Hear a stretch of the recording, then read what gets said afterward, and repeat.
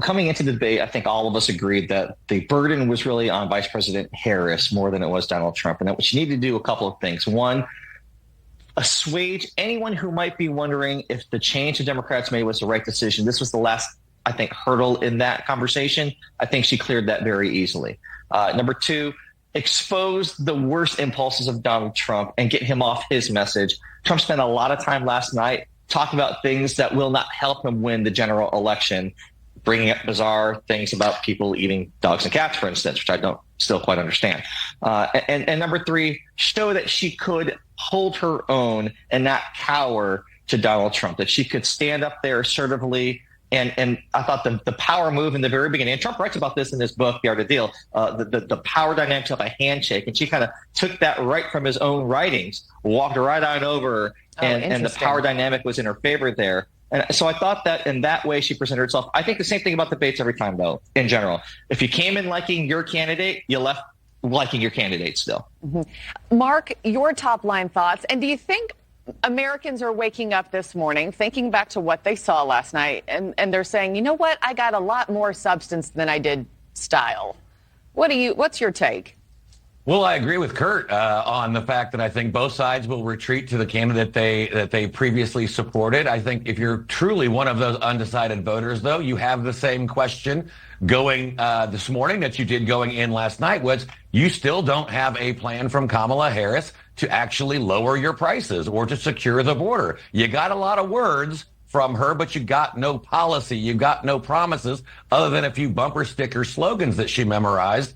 And you remember that, well, even if I don't really like everything he says or how he says it, things were cheaper under Donald Trump. Border was secure. World wasn't at war. None of that's changed. And so I don't think she sealed the deal with giving undecided voters really any kind of plan and vision other than opportunity and joy and vibes.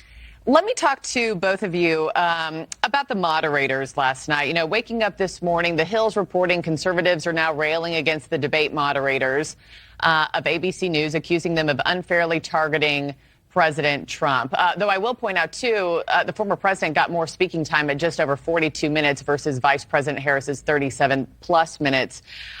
Kurt, your thought on their performance as well, and did you find them to be fair? I'm always of the belief that if you're complaining about the refs after the game, you lost. People who win don't do that. After the last debate between Biden and Trump, the left was up in arms about the moderating over at CNN. And I had said then, okay, that's a clear sign whether you agree or not, you lost. I think the combination of the narrative coming from conservatives has more to do with the moderators and even promoting Donald Trump's performance says a lot and really isn't the greatest look. If you're trying to convince everyone that you won. I mean, the fact that Donald Trump went to the spin room after the debate, which is something he hasn't even done since 2016, was also, I think, reinforcing that initial perception that she had a better night than he did. Mark, it did feel as though Trump got grilled a lot harder than Kamala Harris. Would you agree with that and your thoughts on the moderators? Well, absolutely. I think it was 3-on-1. The ironic thing was when Lindsey Davis attempted to fact check Donald Trump about babies who survive abortions not being allowed to die. Well, that's actually going on in Tim Walz's Minnesota. They used to report on it. I think there were at least 8 cases of that, and then he changed the law to stop reporting it rather than protect babies who survive abortion. So if you're going to fact check, you should have your facts right, and she didn't. But that was just one example. Ultimately, he's always going to have that experience. They're always, in terms of the corporate mainstream legacy media, going to gang up on him because they believe in the other side.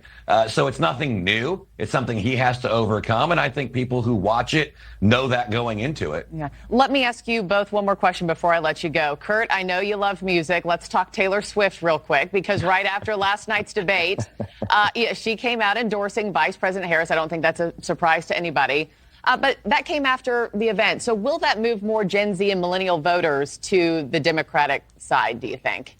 Yeah, I think that there's an opportunity there to really, increase the enthusiasm and activation. I think it's not whether you get an endorsement, it's how that endorsement is actually used, whether that person does something more than just an Instagram post or a tweet.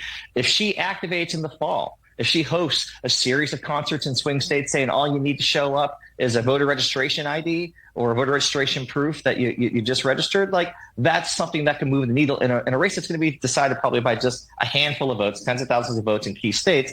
Taylor Swift is one of the only people on planet Earth who can mobilize tens of thousands of people with the snap of her finger. So it could be impactful that way. I'll also point out one of the things I thought that was interesting that happened yesterday is in the country music world, Brothers Osborne, CMA nominated Duo of the Year, they agreed to perform at a rally for Kamala Harris tomorrow in North Carolina. Oh, wow. Well, thank you for that update as well. I wasn't aware of that. Mark, let me just end with you. To be fair with the Taylor Swift part of the equation, she has 283 million followers on Instagram. Are Republicans nervous about that kind of celebrity endorsement here? No, I don't think any endorsements like this mean anything. Look, Taylor Swift is a wonderfully talented artist and is obviously, one of the most successful artists in the history of the world. But also, let's remember something. Her biggest claim to fame and the theme of most of her songs is she chose the wrong guy.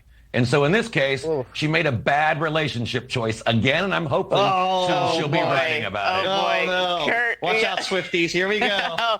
Yeah. Mark Lauder's got a whole bunch of Swifties coming his way. Hey, Mark Lauder, I should say, Kurt Bardella, thank you both so much for joining me this morning. Always appreciate you, too.